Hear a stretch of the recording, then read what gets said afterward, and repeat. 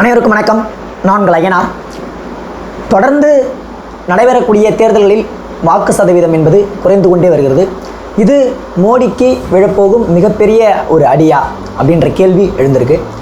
இன்னொரு விதத்தில் மோடி அவர்களே இப்பொழுது தங்களுடைய நண்பர்களை வெளிக்காட்டி கொண்டிருக்கிறார் அப்படின்ற ஒரு விஷயம் பரவலாக பேசப்பட்டு கொண்டிருக்கிறது. அதானி அம்பானி குறித்து இதுநாள் வரையில் அறைக்குள்ளாக பேசிய மோடி முதல் முறையாக வாய் திறந்து வெளியே பேசி கொண்டிருக்கிறார் அப்படின்ட்டு ராகுல் காந்தியினுடைய குற்றச்சாட்டு ஒருபுறம். இன்னொன்று, தேர்தல் எலெக்ஷன் பூத்தில் உள்ளே போயிட்டு பாஜக நிர்வாகியினுடைய மகன் செல்ஃபியில் வீடியோ ஆன் பண்ணி பூத்தை நாங்கள் கைப்பற்றிட்டோம், எங்கள் அப்பாவோட இது அப்படின்ட்டு சொல்கிறாரு. அதாவது கள்ள ஓட்டு போட முற்பட்ட பாஜக நிர்வாகி தேர்தல் ஆணையத்தால் கைது செய்யப்பட்டிருக்கிறார். எந்த நிலைமையில் தேர்தல் ஆணையம் செயல்பட்டு கொண்டிருக்கிறது, இதோடு சேர்த்து இந்தியா கூட்டணி தலைவர்கள் அனைவரும் தேர்தல் ஆணையத்தை சென்று சந்திக்க உள்ளனர் அப்படின்ற ஒட்டுமொத்த விஷயங்களினுடைய தொகுப்பை தான் நம்ம இன்னைக்கு பார்க்க போகிறோம். மிக முக்கியமாக வாக்கு சதவீதம் கடந்த 2019 தேர்தலை விட இந்த 2024 தேர்தலில் தொடர்ந்து குறைந்து கொண்டே வருகிறது. அது எங்கே குறையுது அப்படின்ட்டு பார்த்தீங்கன்னா நகர்ப்புறங்களில் தான் குறையுது, அர்பனில் தான் குறையுது, ரூரல் பேக்ரவுண்டில் குறையவே இல்லை. இப்போ தருமபுரி போன்ற இடங்களில் வாக்கு சதவீதம் என்பது அதிகரிச்சிருக்கு. ஆனால் மத்திய சென்னை உள்ளிட்ட இடங்களில் 55, 57, 58 அப்படின்ட்டு இருக்கு. இப்போ இதனுடைய காரணம் என்னவா இருக்குது அப்படின்றது ரொம்ப முக்கியம். நான் எடுத்துக்காட்டுக்காக தமிழ்நாட்டை சொன்னேன். இதே நிலை தான் இந்தியா முழுவதும் இருந்து கொண்டிருக்கிறது. இப்போ இந்த வாக்கு சதவீதம் குறைவு என்பது யாருக்கு சாதகம் யாருக்கு பாதகம் அப்படின்ட்டு பார்க்கும்பொழுது இது குறித்தான ஆர்டிகல்ஸ்லாம் என்ன சொல்லுது அப்படின்ட்டு பார்த்தீங்கன்னா 1977 நடந்த அந்த தேர்தலையும் அப்புறம் 2004 நடந்த தேர்தலையும் தான் எடுத்து காட்டுறாங்க. ஏன் அப்படின்ட்டு பார்த்தீங்கன்னா 1977 இங்கே இந்திரா காந்தி அம்மையார் தோற்கடிக்கப்பட்ட பொழுது வாக்கு சதவீதம் குறைந்தது. அதே போல வாஜ்பாய் 2004 தோற்கடிக்கப்பட்டு மன்மோகன் சிங் அவர்கள் பிரதமரான பொழுது இந்த வாக்கு சதவீதம் என்பது குறைந்தது. அதே போன்று இப்பொழுது வாக்கு சதவீதம் என்பது குறைந்து கொண்டிருக்கிறது. இது மோடிக்கு மிகப்பெரிய ஒரு அடியை கொடுக்கும் அப்படின்ட்டு சொல்றாங்க. இதோட சேர்த்து என்ன சொல்றாங்க அப்படின்ட்டு பார்த்தீங்கன்னா, அதாவது மோடி என்ன சொல்றாரு, மோடியினுடைய அலைன்னு சொல்றாரு, 400 தொகுதிகள் கைப்பற்றுவோம் அப்படின்ட்டு சொல்றாரு. அப்படி சொல்லக்கூடிய மோடி அவர்களுக்கு நான் வாக்களிக்க போறேன், ரோட் ஷோ நடத்தி போறாரு. ரோட் ஷோ என்பது விதிமீறல் வருது. தேர்தல் ஆணையர் நடவடிக்கை எடுத்துக்கணும். அவர் அகமதாபாத்தில் போனதுக்கு இப்போ அந்த இடத்துல யார் நிற்கிறா, இவர் நிற்கிறாரு, உள்துறை அமைச்சர் அமித்ஷா நிற்கிறாரு. இப்போ அந்த இடத்தையும் வாக்கு சதவீதம் என்பது குறைந்திருக்கு.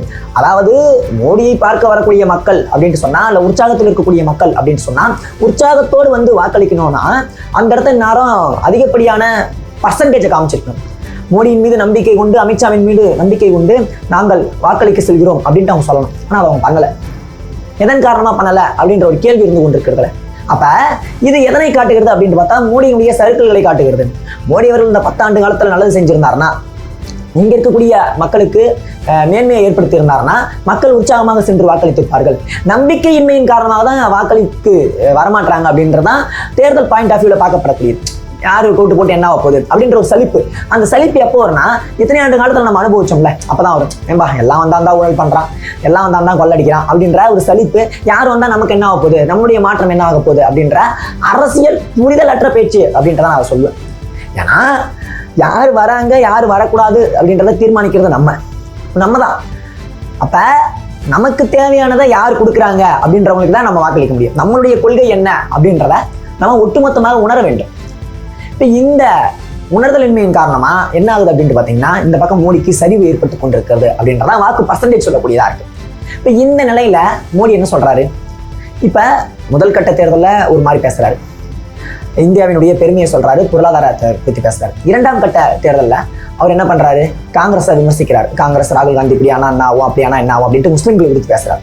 சரிங்களா, முஸ்லீம்களுக்கு இடஒதுக்கீடு சென்றுவிடும் அப்படின்ட்டு 2ஆம் கட்ட தேர்தலில் பேசுறாரு. 3ஆம் கட்ட தேர்தலில் இதை எல்லாத்தையும் மீறி அவர் எங்க உச்சத்துக்கு போறாரு அப்படின்ட்டு பார்த்தீங்கன்னா, இரும்பு மாட்டை எடுத்துக்கும் தாலி இறக்கும் காங்கிரஸ் அப்படின்ட்டு சொல்றாரு. இப்ப இந்த 3ஆம் கட்ட தேர்தலும் மிகப்பெரிய அளவில், அதாவது பாதிக்கு பாதி முடிஞ்சு, இந்த 284ல் 150 தாண்டும் காங்கிரஸ் அப்படின்ட்டு சொல்லப்படுகிறது. இந்த அளவுக்கு சரிவை கொடுத்ததுனால மோடி இப்போ என்ன ஆயுதத்தை எடுத்திருக்காருன்னு பார்த்தீங்கன்னா, மிக முக்கியமான 2 ஆயுதம். ஒன்று, அதானி அம்பானி குறித்து பேசியிருக்காரு. அதானி அம்பானியிடம் காங்கிரஸ் பணம் வாங்கி உள்ளது அப்படின்ட்டு சொல்றாரு. இத்தனை நாளா ராகுல் காந்தி பேசினவர் இப்ப ஏன் பேச மாட்டாரு, தேர்தலுக்கு அவர்கள் நிதி கொடுத்துள்ளார்கள், கருப்பு பணத்தை காங்கிரஸ் கட்சி பெற்றுள்ளது, அது எங்க டெம்போவில் பெற்றுக் கொண்டிருக்கிறது அப்படின்லாம் அவர் சொல்லியிருக்காரு. இப்போ ராகுல் காந்தி அதுக்கு தரமான ஒரு வீடியோ போட்டிருக்காரு. அந்த வீடியோவில் அவர் என்ன சொல்றாரு அப்படின்னு பார்த்தீங்கன்னா, மோடி அவர்களே நீங்கள் நன்றாக கவனித்துக் கொள்கிறீர்கள், இதை நீங்க இவ்வளவு தூரம் சொல்றீங்கல்ல, அப்போ உங்களுக்கு இது மாதிரியான அனுபவம் இருக்கா அப்படின்றது அவரோட ஃபர்ஸ்ட் கேள்வி. டெம்போவில் பணம் வாங்கிச்சு நீங்கள் பேச மாட்டீங்க அப்படின்ற காரணம் நீங்கள் சொல்கிறீங்கல்ல, அப்போ இந்த வாங்கின அனுபவம் உங்களுக்கு இருக்கா, அதனால தான் நீங்கள் இப்படி பேசுங்களா அப்படின்ட்டு கேட்குறாங்க. இன்னொன்று, மோடி அவர்கள் இந்த 10 ஆண்டு காலத்தில் 25 பணக்காரர்களை உருவாக்கியுள்ளார். இந்த நாட்டில் மற்ற மக்களை எல்லாரையும் ஏழ்மை நிலைக்கு தள்ளிவிட்டு மிக முக்கியமான குறிப்பிடத்தகுந்த நபர்களை, தங்களுடைய நண்பர்களை மட்டும் ஒரு ஸ்டேஜுக்கு கொண்டு போயிட்டாரு. இப்போ தோல்வி பயத்தின் காரணமாக மோடி அவர்கள் அவர்களையும் விமர்சிக்க தொடங்கிவிட்டார் அப்படின்ட்டு சொல்றாங்க. ராகுல் காந்தி சொல்றாரு, இன்னொரு உத்தரவாதத்தையும் கொடுக்குறாரு, நான் பணம் பெற்று விட்டு அப்படி இப்படின்னு சொல்றீங்கல்ல, அப்ப சிபிஐ விசாரணை நடத்துங்க, இடி ரைடு அனுப்புங்க, ஏன் அனுப்ப மாட்டீங்க, அதை பண்ணலாம்ல. அதாவது இவ்வளோ தரம் சொல்றாருல, அப்போ குற்றச்சாட்டை இவர் முன்வைக்கிறாருன்னா அந்த குற்றச்சாட்டுக்கு இதெல்லாம் பண்ணலாம்ல. இப்போ மற்றதெல்லாம் பண்ணிட்டு இருக்கிறது இவங்க தானே. போங்க, போய் ரைடு நடத்துங்க. உண்மையாலுமே வந்து காங்கிரஸ் கட்சி பணம் வாங்கிச்சா, காங்கிரஸ் வந்து உண்மையாலுமே அவர்கள் பக்கம் சாய்ந்து கொண்டிருக்கிறது அப்படின்றத விசாரணையில் தெரிஞ்சிடும்ல. பண பரிமாற்றம் நடந்திருந்தா அதுக்கு தானே இடி இருக்கு, சிபிஐலாம் இருந்து கொண்டிருக்கிறது. இப்போ இதெல்லாம் ஏன் அப்படின்ட்டு பார்த்தீங்கன்னா, இதனுடைய பேக்ரவுண்ட் என்னவா இருக்கு அப்படின்னு பார்த்தீங்கன்னா, காங்கிரஸ் கட்சியினுடைய வங்கி கணக்கை முடக்கணும். அதாவது எந்த ஒரு பேங்க் மட்டும் இல்லை, கிட்டத்தட்ட பல்வேறு காங்கிரஸ் கட்சியினுடைய மற்ற கிளைகளான இளைஞர் அணி அதுல இருந்தெல்லாம் கூட எல்லாத்தையும் முடக்கிட்ட பிறகு காங்கிரஸ் கட்சி செயல்படவே முடியாது அப்படின்ட்டு மோடி நிறுத்தி கொண்டிருந்த வேலையில காங்கிரஸ் கட்சி மிக வலிமையாக செயல்பட்டது. அதுல ராகுல் காந்தி எல்லா இடத்துக்கும் பரப்புரைக்கு போறாரு, எல்லா மக்களையும் சந்திக்கிறாரு, நேரடியாக போறாரு. இன்னும் சொல்லணும் அப்படின்ட்டு பார்த்தீங்கன்னா, பிரியங்கா காந்தி எந்த ஒரு மைக்கும் இல்லாமல் எதுவுமே இல்லாமல் உத்தரப்பிரதேசத்தில் ரேபரேலி தொகுதியில் லைட்டு கூட இல்லாமல் ஃப்ளாஷ் வெளிச்சத்தில் டெம்போ மேலே ஏறி நின்று பேசுகிறாங்க. இந்த அளவிற்கு காங்கிரஸ் கட்சி மக்களிடையே சென்று உழைத்துக் கொண்டிருக்கிறது, பிரச்சாரத்தில் ஈடுபட்டு கொண்டிருக்கிறது அப்படின்றத நம்ம ஒன்லைனில் புரிஞ்சுக்கணும். இதுதான் காங்கிரஸ் கட்சி உங்ககிட்ட பணம் வாங்கி சொல்றாங்க. பணம் வாங்கினா இடி ரைடு எல்லாத்தையும் நடத்துங்க அப்படின்ட்டு சொல்றாரு. இன்னொன்னு சொல்றாரு, இந்த மக்களுக்காக நான் இருக்கிறேன். நான் ஆட்சிக்கு வந்த பின்பு, அதாவது இந்திய கூட்டணி ஆட்சிக்கு வந்த பின்பு இங்க நீங்க ஒப்படைச்சிங்க பாத்தீங்களா, அந்த மக்களிடம் இருந்து பிடுங்கி 25 பணக்காரர்கள் கிட்ட, அதானி அம்பானி உட்பட அவங்க கிட்ட இருக்கக்கூடிய பணத்தை பிடுங்கி இங்க இருக்கக்கூடிய அனைத்து மக்களையும் லட்சாதிபதிகளாக ஆக்குவதுதான் என்னுடைய முதற்கட்ட வேலை. இங்க இருக்கக்கூடிய அனைத்து மக்களையும் உயர்குடி மக்களாக ஆக்குவதுதான் என்னுடைய முதற்கட்ட வேலை பொருளாதார அடிப்படையில அப்படின்ட்டு சொல்றாரு. அப்ப ஒரு கட்சி உண்மையாலுமே காசு வாங்கிருந்தா இந்த அளவுக்கு சொல்ல வேண்டிய அவசியம் இல்லைல்ல. சரி, இவ்வளவு நாளா மோடி அவர்கள் அதானி அம்பானி குறித்து பேசாம இப்ப பேசுவதற்கான காரணம் என்ன? எங்க ஹிண்டன்பர்க் அறிக்கை வருதுங்க, ஜனவரி மாசம் வருது. ஹிண்டன்பர்க் அறிக்கை குறித்து எல்லாரும் பேசணும் அப்படின்ட்டு சொல்றாங்க. கடைசி வரைக்கும் நீங்க பேசவே இல்லையே. பேசுனீங்களா? எந்த அளவிற்கு எதிர்கட்சிகள் உட்பட உலக அளவுல, நேஷனல் லெவல்ல இல்ல இன்டர்நேஷனல் லெவல்ல பேசப்பட்டது ஹிண்டன்பர்க் அறிக்கை அதானி மீது. அந்த அளவிற்கான ஒரு ஷெல் கம்பெனிஸை வச்சு மிகப்பெரிய ஒரு மோசடியில் அதானி அவர்கள் ஈடுபட்டுள்ளார் அப்படின்ட்டு சொன்னாங்க. இந்தியா ஒரு பொருளாதார சரிவை ஏற்படுத்தியது. உலக பணக்காரர் பட்டியலில் 2வது 3வது இடத்துல இருந்த ஒருத்தவர் 200வது இடத்துக்கு எப்படி ஒரே நாளில் ஒரே டைம்ல தள்ளப்பட முடியும் அப்படின்ற ஒரு கேள்வி இருக்குல்ல. என்கிட்ட ஸ்டேபிளா இருக்குப்பா, ஒண்ணுமே இல்லை, இப்படி போகவே முடியாது, நான் நிலையா இருக்கேன் அப்படின்னா அந்த இடத்துல இருந்தாகணும்ல. இது எல்லாம் எதற்கான காரணம் அப்படின்னு கேட்டபோது வாயை திறக்கல. ஆனா இப்ப அதே மோடி அவர்கள் இது குறித்து பேசுறாரு. அதானி அம்பானிட்டு காங்கிரஸ் பணம் வாங்கிட்டு சொல்றாரு. ஏங்க 2014 தேர்தல் பரப்புரையில இப்ப வந்து இவர் பிரதமராக இருக்கிற காரணமாக பொறுத்து ராணுவ ஹெலிகாப்டர்ல தளவாடங்கள்ல அவர் வந்து சென்று கொண்டிருக்கிறார், பரப்புரைக்கு இவ்வளவு தூரம் யூஸ் பண்றாரு. ஓகே, அது மீதே வந்து விமர்சனங்கள் இருந்தது, அதன் மீது தேர்தலான நடவடிக்கை எடுக்க வேண்டும் அப்படின்ட்டு குற்றச்சாட்டு வைக்கப்பட்டது. ஆனா 2014 இவர் எதுவுமே கிடையாது. சரிங்களா? குஜராத்தினுடைய முன்னாள் முதல்வராக இருந்து கொண்டு வந்தார். யாருடைய விமானம் மூலம் பிரச்சாரத்தில் ஈடுபட்டாரு? அதானியினுடைய விமானம் மூலம் தானே. எல்லாருக்கும் தெரிஞ்ச ஒரு விஷயம் இல்லை. போயிட்டு நாடாளுமன்றத்திற்குள் ராகுல் காந்தி அவர்கள் அதானியும் இங்க இருக்கக்கூடிய நம்ம நாட்டுடைய பிரதமர் மோடி அவர்களும் ஒன்றாக பயணித்த போட்டோ எடுத்து காட்டன் மூலமா தானே அவரு இடைநீக்கம் செய்யப்பட்டார். அந்த அளவுக்கு அப்ப நீங்க எப்படி இவங்களுடைய தோஸ்து அப்படின்ட்டு சொல்லுவீங்க? சொன்னீங்கன்னா நடவடிக்கை எடுங்க. இவ்வளவு உத்தரம் சொல்றவங்க அதுக்கும் நடவடிக்கை எடுங்க. என்னன்னா, மோடி அவர்களுக்கு எதிராக மீடியாக்களே திரும்பி உள்ளன அப்படின்றது ரொம்ப முக்கியம். எல்லாத்தையும் கூடி முடியும் அப்படின்னு சொல்லிட்டு இருந்த நிலையில ஒரு சில மீடியாக்கள் இப்ப மோடிக்கு எதிரான செய்திகளை வெளியிட்டுக் கொண்டிருக்கின்றன. எதிரான செய்திகள் மீன்ஸ் உண்மை செய்திகள். இந்த பக்கம் இந்தியா கூட்டணி முன்வைக்கக்கூடிய குற்றச்சாட்டுகளை எல்லா மீடியாக்களும் தொடர்ந்து வெளியிட்டுக் கொண்டிருக்கின்றன. இந்த தோல்வி பயம் இருக்குல்ல, ஐயோ என்னப்பா நம்ம கூட இருந்தா நம்ம சொல்றதை வச்சு கேட்டுட்டு இருந்தா இப்ப கேட்க மாட்டானே அப்படின்ற ஒரு இதுவும், தொழிலதிபர்களும் மோடிக்கு எதிராக மாறியுள்ளார்கள் அப்படின்ற ஒரு இதுவும் தான். இப்போ இதெல்லாம் ஏன்னா, எந்த ஒரு தொழிலதிபராக இருக்கட்டும், அதாவது நம்ம அரசியல் தாண்டி பேச வேண்டியது என்ன அப்படின்னு பார்த்தீங்கன்னா, தாண்டி மீன்ஸ் அதுல இருந்து விலகி எந்த ஒரு தொழில்துறை சார்ந்த நிறுவனங்களா இருந்தாலும் தொழிலதிபர்களா இருந்தாலும் அவங்க எந்த அரசாங்கம் வருதோ அந்த அரசாங்கத்தோடு உடன்பட்டு இருக்க வேண்டும் தான் நினைப்பாங்க. சரிங்களா? இப்போ எலான் மஸ்கினுடைய இந்திய பயணம் ரத்தானதற்கு காரணம் என்ன? இங்க நாடாளுமன்ற தேர்தல் என்பது நடந்து கொண்டிருக்கிறது. அந்த நாடாளுமன்ற தேர்தல் முடிந்த பின்பு இந்த நாட்டினுடைய பிரதமராக யார் இருக்கிறார்களோ அவரை நான் சந்திப்பேன் அப்படின்ற அடிப்படையில் தான்.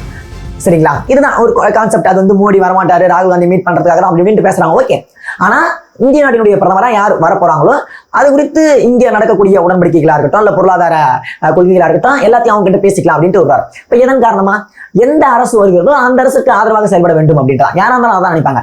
இப்ப மோடி அவர்கள் நினைப்பதும் அதான். மோடி அவர்கள் ஏன் நினைக்கிறார் அப்படின்னு சொல்றேன்னா, அதானி அம்பானி முதற்கொண்டு காங்கிரஸ் பக்கம் சாய தொடங்கி விடுவார்களோ அப்படின்ற பயத்தினுடைய அச்சம். ஏன்னா அரசு வரப்போகுது அப்படின்றது மோடிக்கு நல்லா தெரியுது. இது எல்லாமே ஒரு புறத்தில் பார்க்க வேண்டிய ஒரு கோணமாக இருக்கிறது. முற்றிலும் கெடிவாளம் போட்ட குதிரை மாதிரி ஒரே கோணத்துல பார்க்காம பல்வேறுபட்ட கோணங்களில் சிந்திக்க வேண்டிய தேவை இப்பொழுது ஏற்பட்டுள்ளது அப்படின்றதான் நான் முன்வைக்கக்கூடிய கோரிக்கையாக இருந்து கொண்டிருக்கிறேன். இப்பேற்பட்ட நிலையில தேர்தல் ஆணையம் என்னவாக செயல்பட்டுக் கொண்டிருக்கிறது அப்படின்றத பார்க்கணும். இந்த பக்கம் மோடி அவர்கள் இதை பத்தி விமர்சிட்டு இருந்த நேரத்துல ராமர் கோயில் பத்தி பேசுறாரு. ராமர் கோயில் பத்தி இது நாள் வரையில் பெருமை பேசிக் கொண்டிருந்த மோடி இப்ப காங்கிரஸை தொடர்புபடுத்தி எப்படி பேசுறாருன்னா, காங்கிரஸ் கட்சி அடுத்தபடியாக ஆட்சி பிடித்தால், இந்திய கூட்டணி ஆட்சி பிடித்தால் பாபர் மசூதிக்கு போடப்பட்ட கூட்டை எடுத்து இவர்கள் ராமர் கோயிலுக்கு பூட்டி விடுவார்கள் அப்படின்ட்டு மிகப்பெரிய உச்சபட்ச ஒரு வெறுப்பு பிரச்சாரத்தை மோடி அவர்கள் பரப்பிக் கொண்டிருக்கிறார். எப்படி இப்படி ஒரு பிரதமர் பேச முடியும் அப்படின்ற ரொம்ப முக்கியம். ஏங்க ஒரு சாலை போனோம்னா சாலை ஓரத்துல இருக்கக்கூடிய சின்ன கோயிலை எடுக்கிறனா கூட கோர்ட்ல போயிட்டு ஆர்டர் காப்பியா வாங்கிட்டு வரணுங்க.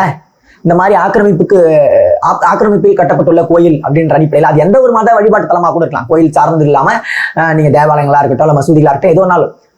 இப்ப அந்த அளவுக்கு ஒரு சின்ன கோயிலுக்கு அந்த நீங்க ராமர் கோயில இந்த அளவுக்கு ஹை பேத்தி வச்சிருக்கீங்க, மிக முக்கியமா அது இத்தனை ஆண்டு கால போராட்டத்திற்கு பின்பு கிடைத்தது அப்படின்னு சொல்றீங்க. எப்படி அசால்ட்டா அதை போட முடியும்? ஃபர்ஸ்ட் அந்த மாதிரி ஒரு சிந்தனையை ஒரு அரசாங்கம் யோசிக்குமா? அரசாங்கம் சொல்றது மீன்ஸ் அவங்க அரசாங்கமா பொறுப்பேற்ற பின்பு எந்த ஒரு அரசாங்கமாவது ஒரு மதத்திற்கு எதிராக செயல்பட்டுக் கொண்டிருக்குமா அப்படின்னு கேட்டா இந்த அரசாங்கம் செயல்பட்டுக் கொண்டிருக்கோம். ஆனா அதே போல அவர்களை சொல்வதற்கான நியாயம் என்ன இருக்கு, தேவை என்ன இருக்கு? இதை எப்படி நீங்க தேர்தல் பரப்புரையாக பிரச்சாரமாக மேற்கொள்கிறீர்கள்? இது ரொம்ப கேட்க வேண்டிய முக்கியமான கேள்வி இல்ல. இப்ப இதன் மீது எல்லாம் ஏன் தேர்தல் ஆணையம் நடவடிக்கை எடுக்கல? இப்ப நடவடிக்கை எடுக்கிறாங்க. பாஜக நிர்வாகியினுடைய மகன் போயிட்டு வீடியோ எடுத்து நான் வந்து கல்ல போறேன், இந்த பூத்தை கைப்பற்றிட்டேன், எங்க அப்பாவை தான் மிஷின் அப்படி இப்படின்ட்டு பேசிட்டு இருக்காரு. அவங்க மீது நடவடிக்கை எந்த அளவுக்கு போயிட்டு உத்தரப்பிரதேசத்துல முஸ்லீம் மக்களை வாக்கு செலுத்த விடாமல் போலீஸ்காரர்களே தடுக்கிறார்கள் அப்படின்ற குற்றச்சாட்டு வருது. அகிலேஷ் யாதவ் என்ன முன்வைக்கிறார் பாத்தீங்களா? அதாவது அதிகாரிகளே ஒருதலை பட்சமாக செயல்பட்டுக் கொண்டிருக்கிறார்கள் அப்படின்ட்டு சொல்றாரு. ஏன் இந்த நிலைமை? அவருடைய அடையாள அட்டைகளை பிடுங்கிக் கொண்டு அவர்களை விரட்டி அடிக்கிறீங்க. தோல்வி பயத்தின் காரணமாக இந்த அரசு நடுங்கிக் கொண்டிருக்கிறது அப்படின்றதான் இந்தியா கூட்டணியில் இருக்கக்கூடிய பெருவாரியான தலைவர்கள் சொல்லக்கூடிய குற்றச்சாட்டா இருக்கு. அதனுடைய ஒரு வெளிப்பாடாக இந்தியா கூட்டணியை சேர்ந்த அனைத்து தலைவர்களும் இங்க தமிழ்நாட்டில இருந்து டிஆர் பாலு போன்றவர்கள் போறாங்க அப்படின்னு நினைக்கிறேன். இப்ப எல்லாருமே போயிட்டு தேர்தல் ஆணையரை சந்திக்க உள்ளார்கள். ஏன் வந்து ரிசல்ட் வெளியாக ரொம்ப தாமதமாகுது? ஏன் கரெக்டான ரிசல்ட் அவங்களால கொடுக்க முடியல? ஏன் இந்த ஆளுகின்ற அரசின் மீது எந்த விதமான நடவடிக்கையும் நீங்கள் எடுக்க மாட்டீர்கள் அப்படின்ற பல்வேறு விதமான கோரிக்கைகளை முன்வைக்க போறார்கள். இதை தேர்தல் ஆணையமே எதிர்பார்க்க இருக்காது அப்படின்றது ரொம்ப முக்கியமான ஒன்று. உங்களுடைய கருத்துக்கள் என்னவா இருக்கு அப்படின்றத நம்முடைய கமெண்ட் செக்ஷன்ல கமெண்ட் பண்ணுங்க. தொடர்ந்து நம்ம சேனலோட இணைந்திருங்கள். நம்ம சேனலை சப்ஸ்கிரைப் பண்ணிடுங்க. உங்க நண்பர்களுக்கும் ஷேர் பண்ணுங்க. நன்றி, வணக்கம்.